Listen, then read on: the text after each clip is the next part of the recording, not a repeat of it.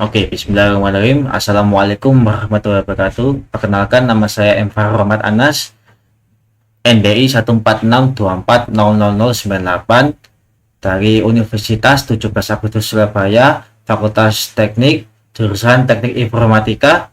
Di sini saya akan mendemonstrasikan tugas UAS Sistem Operasi yang dibimbing oleh Bapak Ahmad Habib, Eskom, Magister Manajemen. Di sini kita langsung buka uh, terminal.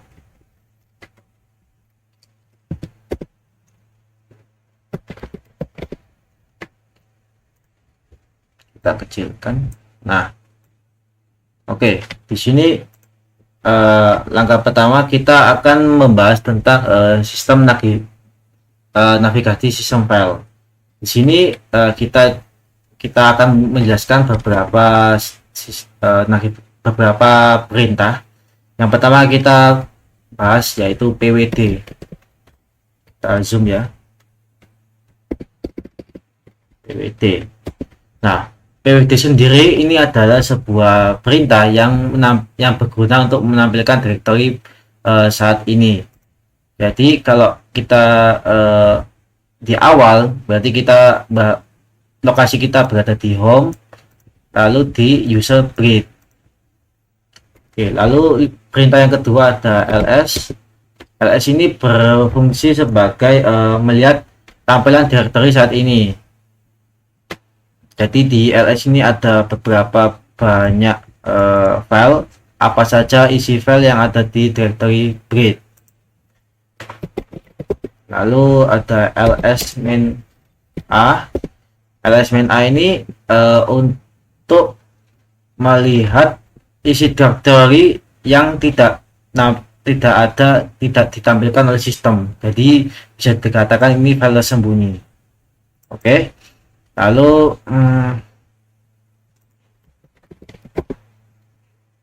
yang kedua yaitu yang selanjutnya adalah perintah cd. Nah, cd ini berfungsi untuk sebagai kita masuk ke file directory tertentu. Misalnya kita lihat dulu isi directory kita. Misal kita mau masuk ke directory desktop. Nah, kita ketikkan cd desktop dan jangan lupa slash, maka kita sudah berada di directory desktop. Terus perintah selanjutnya yaitu cd titik. Nah, ini perintah cd titik ini berfungsi sebagai kita kembali ke folder home. Lalu ada cd ini ini. Nah, dan ini juga fungsinya sama seperti cd yang di atas, yaitu untuk kembali ke directory awal. Lalu kita membahas perintah satu lagi yaitu tree. Nah, untuk tree ini sama seperti perintah ls, cuma dia menampilkan struktur folder dalam bentuk pohon. Jadi di sini kalau teman-teman lihat itu mana ya?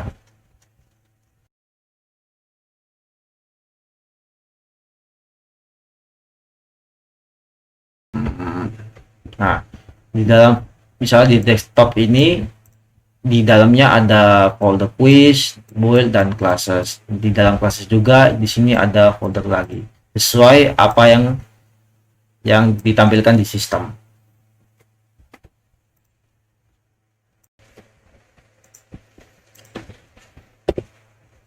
Oke, untuk perintah pertama sudah selesai yaitu navigasi sistem file.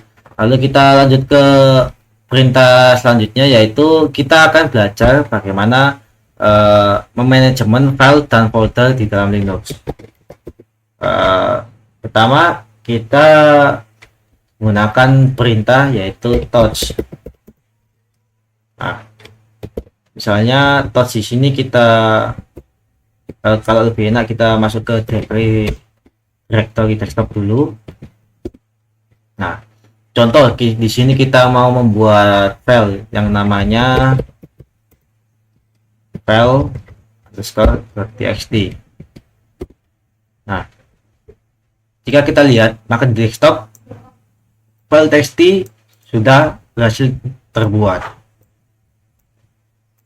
Lalu kita lanjut ke ada perintah satu lagi yaitu mkdir. mkdir sendiri di sini adalah perintah untuk membuat sebuah folder.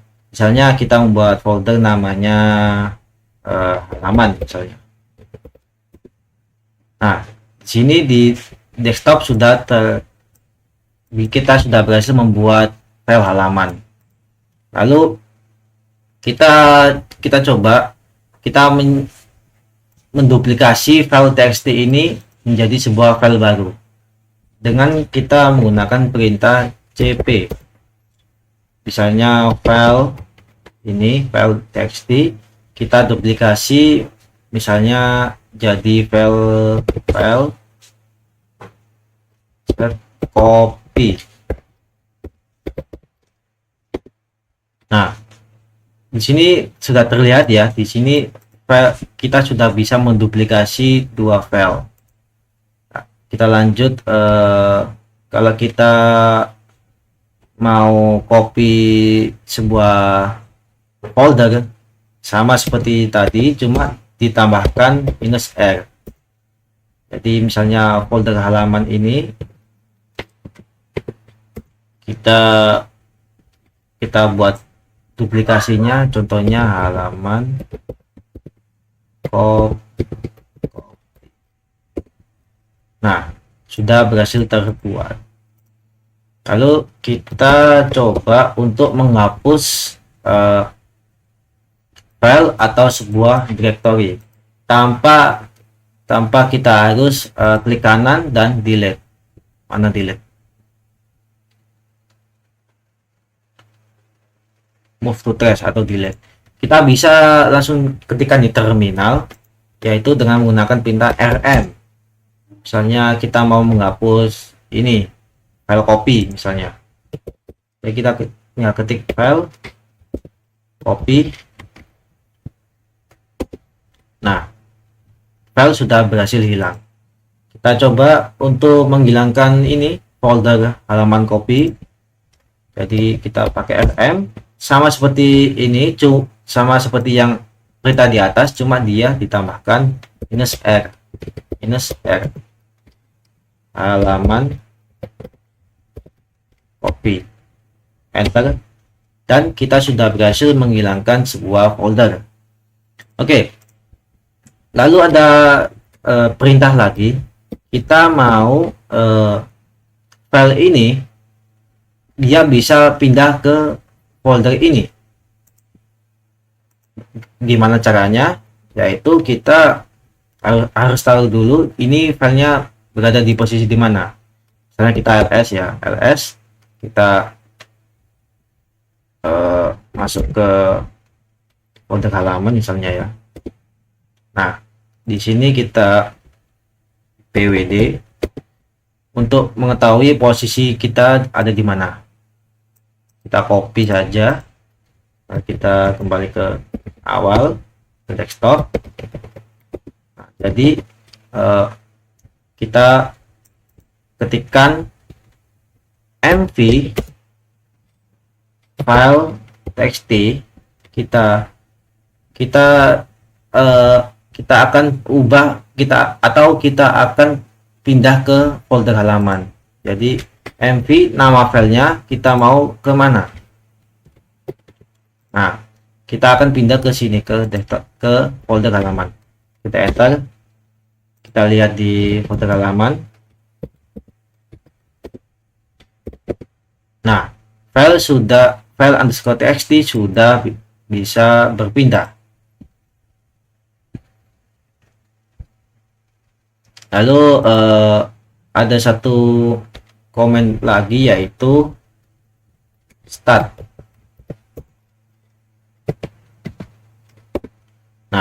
untuk start di sini dia berfungsi sebagai apa namanya itu fungsi detail dari sebuah satu file, misalnya detail kayak ini akses, modify, change, lalu inode-nya berapa, terus ini size bloknya berapa, div-nya berapa, dan lain sebagainya.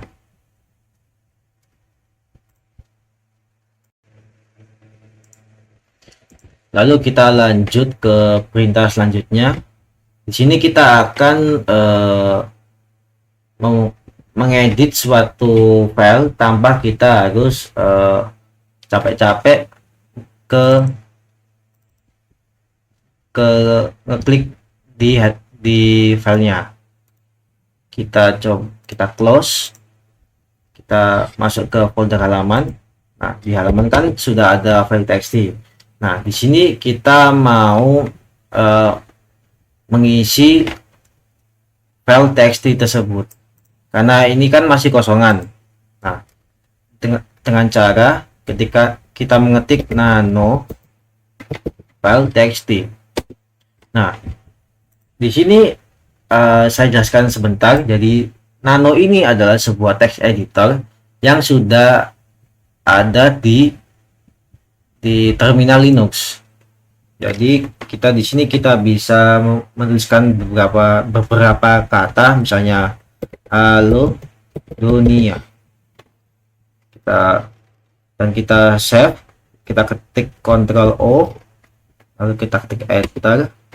Lalu untuk keluar dari text editor kita klik Ctrl X.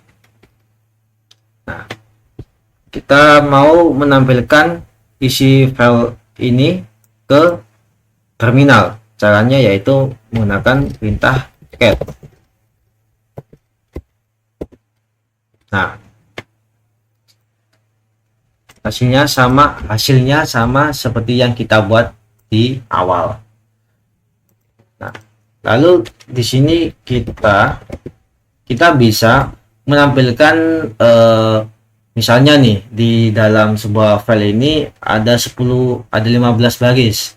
Nah, kita bisa menampilkan hanya 2 teks di atas, atau 2 teks dari bawah, atau 2 teks dari atas. Caranya yaitu sebentar kita edit dulu ya. Sini kita coba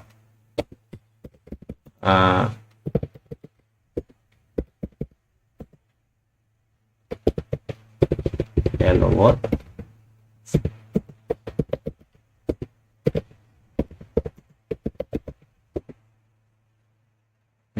Selamat pagi.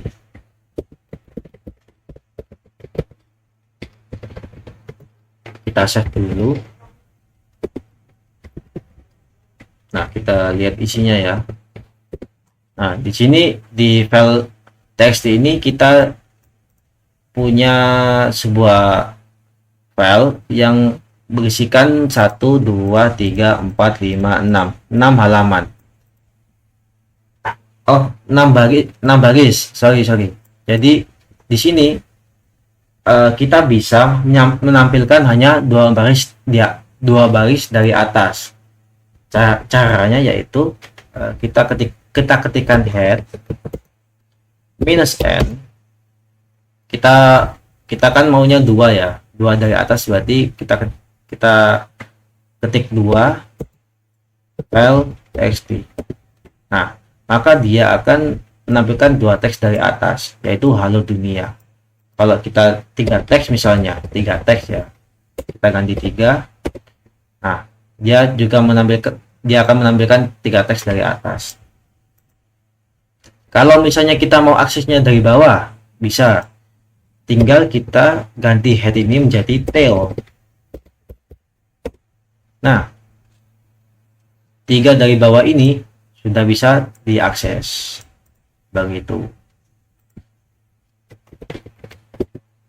Nah, kalau misalnya kita mau edit teksnya, misalnya menggunakan editor GUI misalnya, kita bisa pakai perintah gedit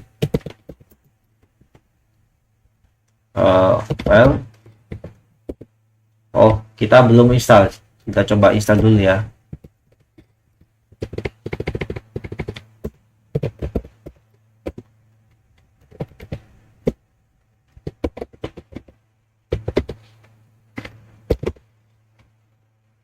Nah, kita coba gedit. Nah, di sini kita menggunakan file tambahan yaitu berupa gedit.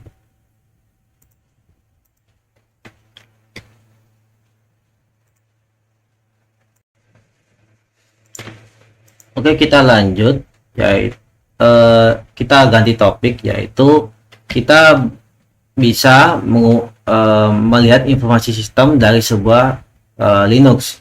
Di sini kita mengetikkan uname na.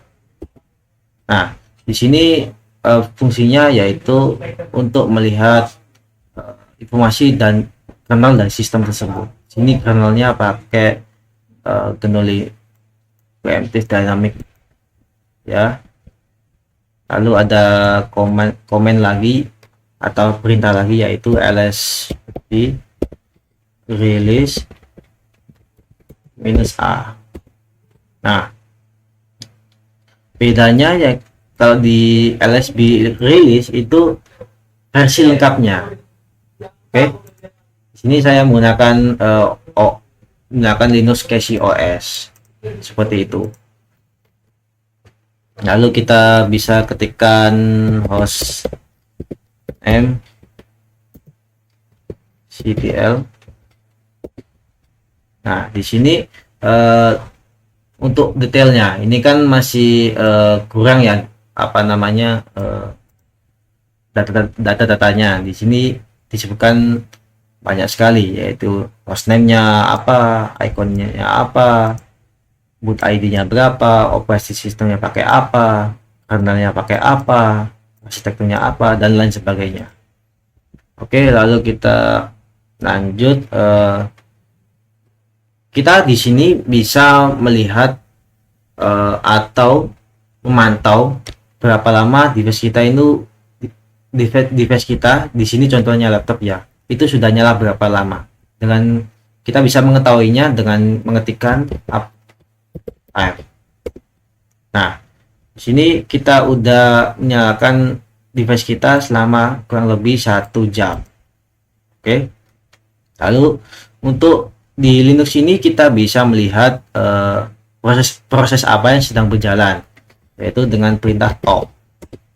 Nah, di sini banyak sekali perintah yang sedang berjalan, yaitu ada breed, ada pokoknya banyak lah, dari ID, user, dan lain sebagainya.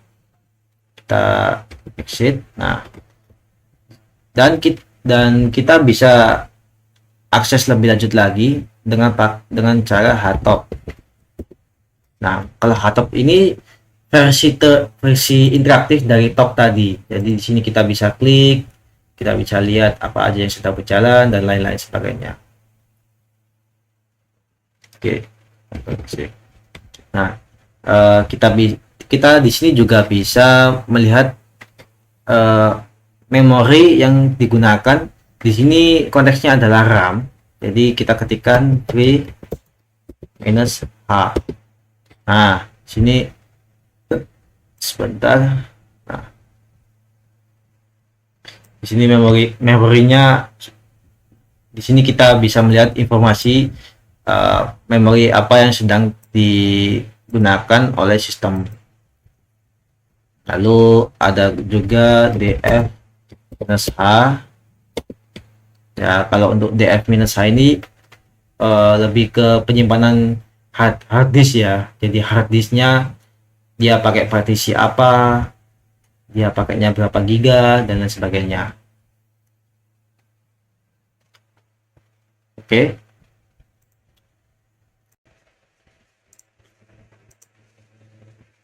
Oke, kita lanjut ke perintah dan jaringan. Maksud saya adalah di Linux ini kita bisa mengecek apakah kecepatan atau status apakah kita bisa udah tersambung ke layanan internet. kita coba ya. Jadi kita mengetikkan ping. Ini saya coba coba mengetes koneksi dari google.com. Nah, di sini kita lihat bahwa banyak sekali kita sudah terhubung ke server internet. Cara untuk keluarnya kita ketikkan Ctrl C, lalu kita mau menampilkan IP address kita. Kita cuma mengetikkan IPA. Nah, di sini IPA. Kalau misalnya kita mau lihat routing table, bisa pakai R. Nah, lalu kita misalnya mau mengkonfigurasi koneksi, misalnya kita bisa menggunakan tools namanya MCLI. Nah, ini device saya terkoneksi ke WiFi COS 756 seperti itu. Kalau misalnya kita mau mendownload konten dari sebuah website, tapi karena ini berhubung kita menggunakan GUI, kita bisa mengaksesnya pakai browser, kita tinggal download dan lain sebagainya. Kita cuma download dan ya udah tinggal download. Ketikan misalnya kita mau download Discord misalnya, kita cari Discord, lalu kita download for Linux. Nah, permasalahannya kalau misalnya kita ini nggak pakai GUI, nah kita otomatis kita harus pakai perintah di terminal. Nah, di terminal di sini ada dua cara untuk mendownload file dari, atau kita bisa juga melihat isi sebuah website, yaitu yang pertama adalah curl.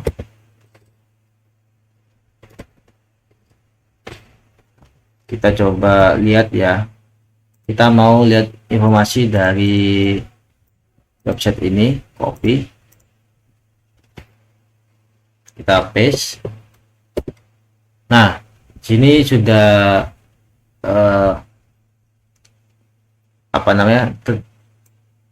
kita sudah berhasil melihat informasi dari sebuah website. Sini banyak sekali websitenya ya. Nah, dan juga ada widget. Nah, kalau widget di sini dia fungsinya untuk mendownload. Kalau curl itu untuk lihat apa aja yang ada di sebuah website tersebut. Kalau widget itu dia bisa mendownload.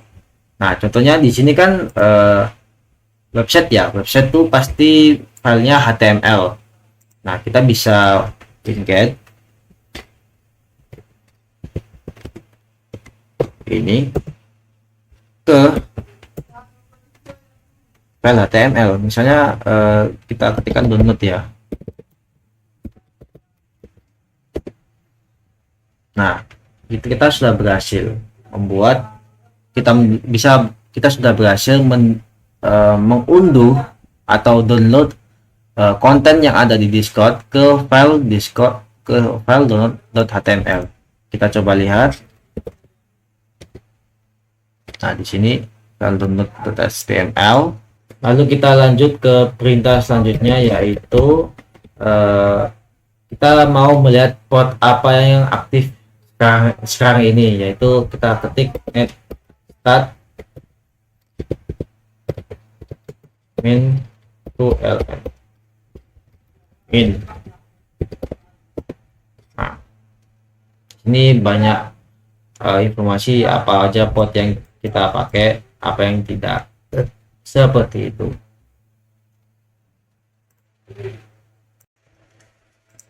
Oke, kita lanjut ke tema selanjutnya, yaitu di Linux kita bisa memanajemen layanan atau sistem D dari operasi Linux tersebut. Kita clear dulu ya. Kita di sini kita mau melihat status sistem dari Linux. Misalnya kita bisa mengetikkan perintah ctl status. Nah, di sini kita bisa lihat, jadi sini statusnya running, dan ini seperti apa namanya, sistem D.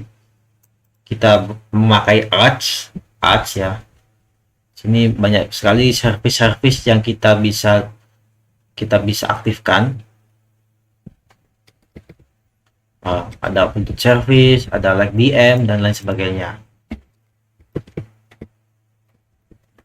Lalu kita bisa menjalankan sebuah service. Nah, contoh kita di sini mau menjalankan service misalnya NGX.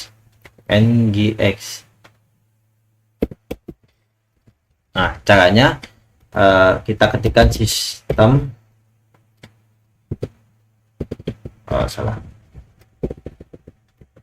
sistem ctl start, kita start layanan apa yang kita mau. Di sini kita maunya NGX. Kita masukkan password.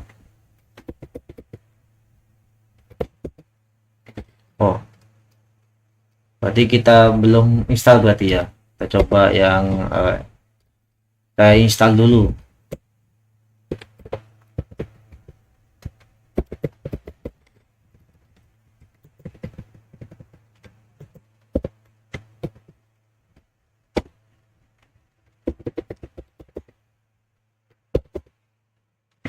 Kita tunggu. Oh, sudah selesai. Kita coba start lagi.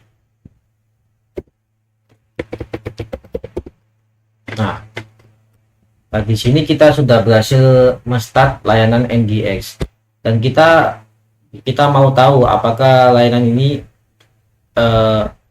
berhasil atau tidak. Kita bisa cek dengan perintah status start. Kita ganti status. Nah, sini aktifnya sudah running, sudah berjalan.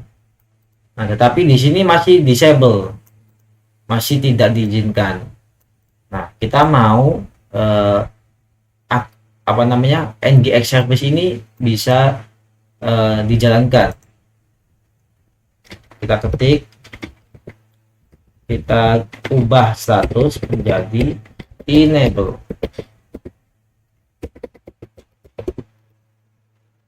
Nah, kita lihat apakah sudah berhasil. Nah, sudah enable, berarti kita sudah mengizinkan service dari NGX ini. Lalu untuk cara disable-nya gimana? Ya, kita tinggal ganti saja enable menjadi disable.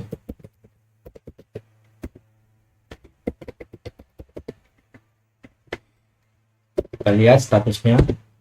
Nah, dia sudah terdisable.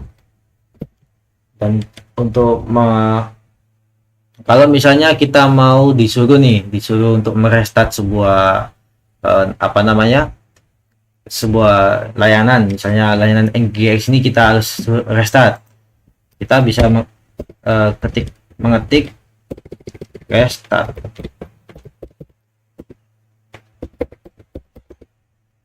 Maka layanan sudah terrestart.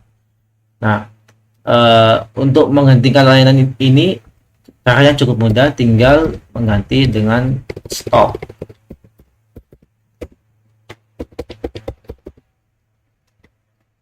Kita lihat apakah sudah stop atau tidak. Dan sudah stop atau dead. Oke, keluar. Dan kalau kita misalnya melihat mau melihat apakah sistem ini atau layanan ini ada error atau tidak, kita bisa gunakan perintah journalctl min.exe. Nah, sini ada banyak sekali apa namanya hmm, apa namanya laporan error, misalnya di sini ada stop job unit, hasdet atau yang lain-lain, ada yang fail, ada yang dead. Oke.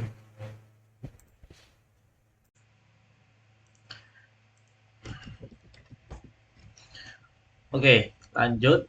Di sini mohon maaf saya ganti ke Debian karena yang tadi kita pakai basis Linux dari Arch. Jadi untuk sistem apa namanya penginstalan paket di sini saya menggunakan dari sistem Debian. Kalau di Arch itu di basis Arch itu dia menggunakan pacman. Nah, di sini kita menggunakan paket apt. Jadi untuk penginstalan manajemen paket di Linux, di sini kita menggunakan apt. Nah, pertama kita ketikkan sudo apt update. Di sini untuk sudo apt update, ini fungsinya adalah untuk mengupdate semua paket yang sudah terinstall di dalam Linux. Kita tunggu uh, prosesnya. Jadi di dalam update ini kita mengupdate apa namanya repository dari suatu Linux. Nah, sudah selesai. Lalu kita untuk mengupgrade. Nah, beda lagi. Kalau update ini untuk memperbarui daftar paket. Ya, ini jadi ada satu paket 2 sampai 6 ini paket-paket dari Linux. Nah, untuk mengupdate atau mengupgrade paket-paket yang sudah terinstall di Linux seperti aplikasi, apt, dan lain-lain, kita menggunakan upgrade. Kita ketik yes. Nah, jadi nanti the following package will be upgraded. Jadi uh, package yang sudah terinstall ini seperti Firefox, lib, dan DXM akan di-upgrade. Seperti itu. Kita tunggu prosesnya.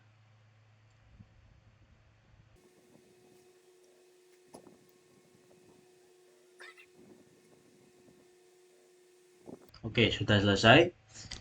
Kita coba menginstal sebuah paket.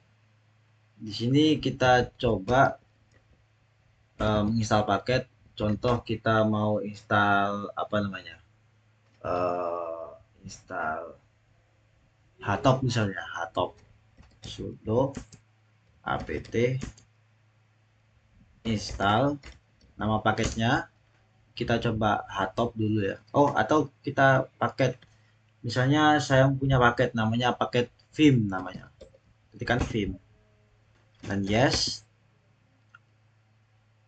Kita tunggu waktu kita tunggu dia menginstal.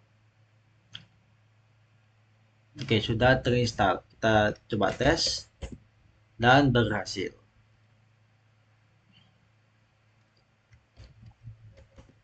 Nah, kalau kita misalnya mau menghapus paket Vim ini, caranya caranya adalah yaitu kita mengganti install menjadi remove. Yes, maka Vim bisa sudah terhapus. Kalau misal, dan ini di sini ada dua tipe apa namanya penghapusan paket. Jadi kalau remove itu menghapus paket. Kalau kalau yang satunya lagi yaitu purge atau purge. Nah, kalau purge ini dia akan menghapus semua konfigurasi yang ada di paket tersebut. Kita enter dan sudah selesai terhapus. Nah, kalau misalnya kita memiliki misalnya paket-paket yang tidak terpakai misalnya, kita juga bisa ketikkan sudo apt auto remove. Yes. Dan sudah berhasil. Kita cek apakah filmnya masih ada atau tidak, dan sudah tidak ada. Oke, bagaimana kalau kita misalnya memiliki sebuah paket yang kita download? Caranya seperti ini. Ini misalnya saya tadi sudah download paket ya kalau nggak salah. Sebentar, kita download dulu.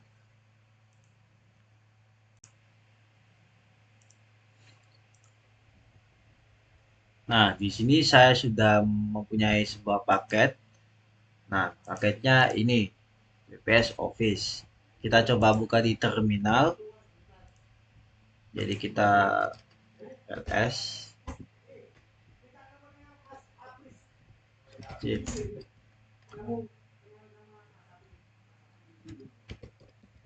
kita masuk ke folder downloads.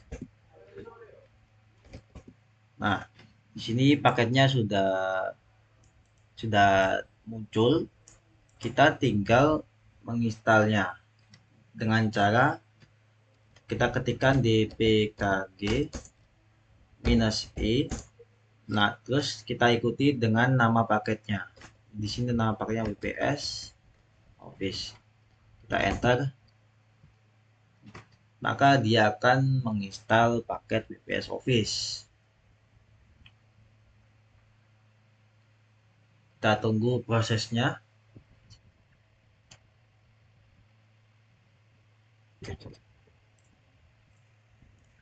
Oke, di sini sudah terinstall, sudah selesai prosesnya.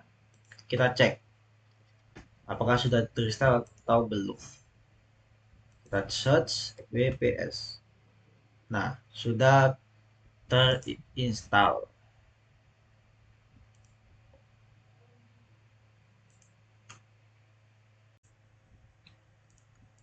Oke, kita lanjut ke topik selanjutnya, yaitu kita akan mengubah sebuah hak atau kepemilikan sebuah file. Jadi di Linux itu eh, kita bisa mengubah kepemilikannya ke user lain ataupun ke grup lain. Nah, contohnya seperti ini. Kita ls-l.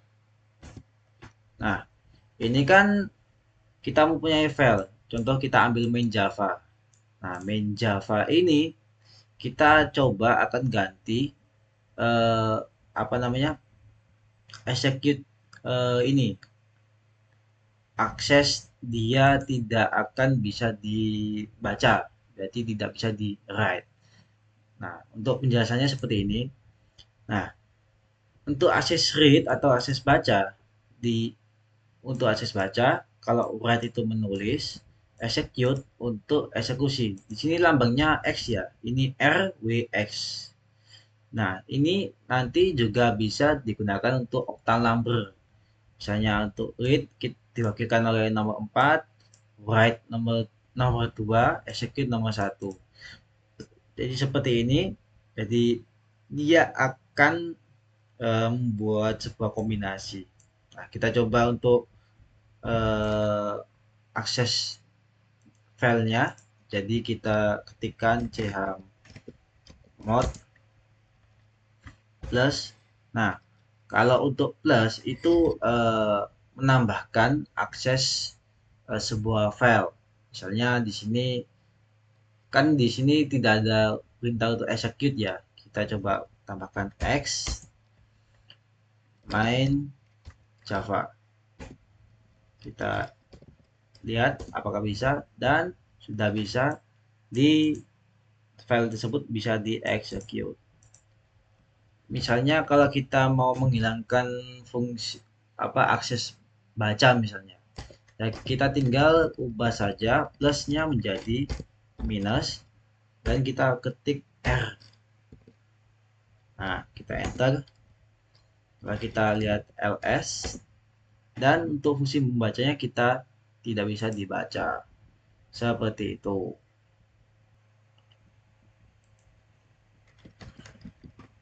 Lalu kita coba untuk menggunakan octal number yang yang seperti ini. Oke, caranya kita lihat dulu. Nah, jadi di sini kita pakai kombinasi chmod 7 7 7. Nama filenya main java. Ls main l. Maka di sini ada terlihat perubahan. Jadi begini, aksesnya ini chmod 77 ini gabungan dari angka yang merepresentasikan perintah tersebut. Contohnya di sini ini salah, ini 7 harusnya. Nah, jadi di dalam akses baca itu ada 3 digit angka. Yang pertama 7, digit angka pertama, digit angka kedua, digit angka ketiga. Digit angka pertama untuk mewakilkan hak untuk owner atau pemiliknya, atau juga bisa dibilang user. Kalau yang 7 yang kalau yang 7 yang digit kedua untuk akses ke grup. Lalu untuk yang digit ke terakhir yaitu ke other atau yang lain. Nah, di sini terlihat perubahan bahwa untuk grupnya kita kita bolehkan semuanya untuk mengakses, membaca, dan execute. Oh ya, sedikit tambahan, kenapa bisa 7? Karena kombinasi dari semua ini. Jadi angka 4 tambah 2 tambah 1 hasilnya adalah 7. Nah, seperti ini. Lalu ada kita lanjut ke komen selanjutnya yaitu count, yang berarti change owner. Nah, misalnya kita kan tadi sudah membuat user ya, namanya user admin. Nah, ini masih di user root. Jadi kita ketikkan admin, count admin, filenya namanya main.java. Sebentar. Oh.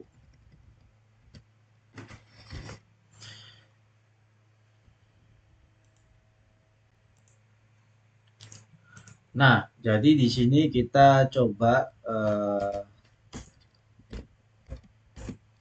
ubah kepemilikan main Java ini yang awalnya jadi root, kita coba ganti ke user Budi. Karena kita di awal sudah membuat user Budi. Kita ketikkan CHOWN, terus nama usernya kita pakai Budi, lalu nama filenya, enter. Kita lihat apakah ada perubahan. Nah, sudah berubah dan file ini dimiliki oleh user Budi. Kalau untuk menambahkan misalnya grupnya, ya kita tinggal tambah saja root. Oh, salah. Nah, seperti ini.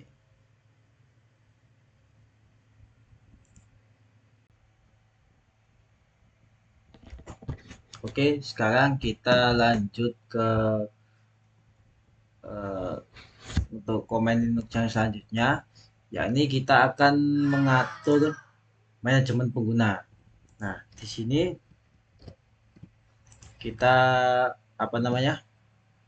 Kita menggunakan perintah add user. Nah, ini agak dikecilkan dikit ya. Besarkan dikit misalnya. Nah, kita misalkan namanya adalah Budi. Nah, kita udah buat ya. Jadi kita buat misalnya admin. Nah, kita ketikkan passwordnya misalnya satu satu. Yes. Nah, kita sudah berhasil membuat user namanya admin.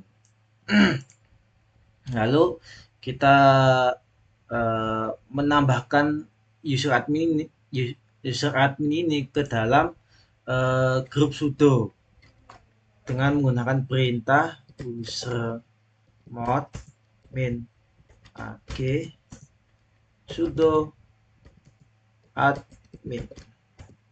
Nah, admin sudah berhasil masuk ke dalam grup sudo. Lalu jika kita ingin mengganti passwordnya, kita bisa menggunakan perintah passwd, namanya adalah admin. Punya password kita pakai 12.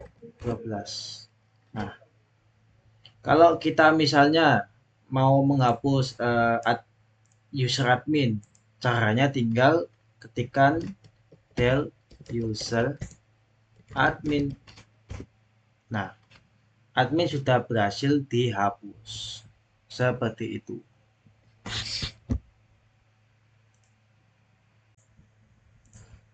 Oke, untuk perintah selanjutnya yaitu kita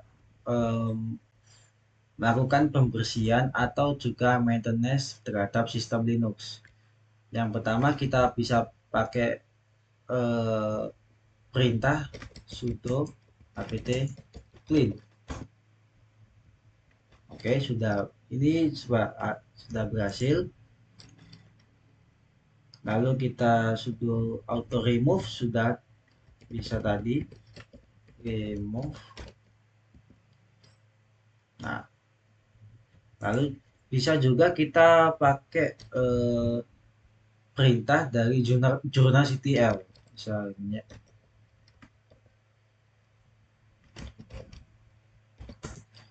Nah, untuk kasus journalctl ini kita harus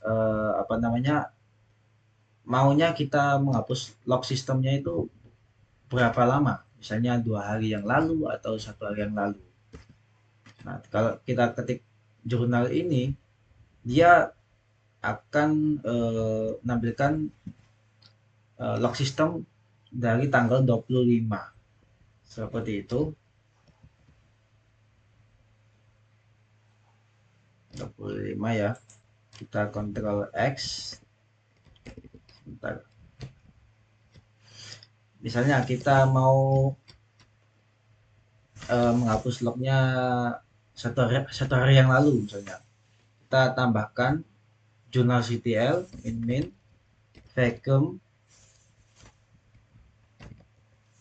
min time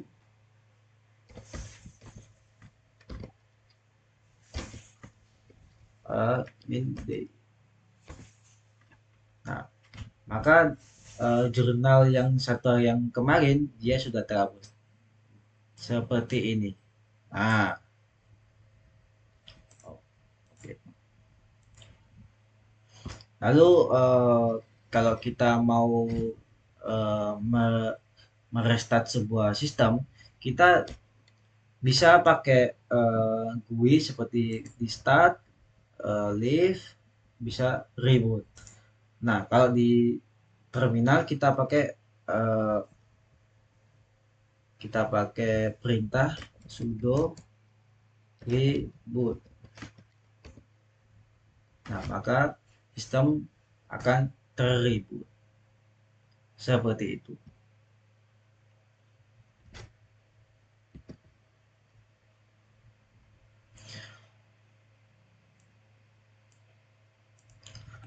Oke, demikian video live demonstrasi dari saya.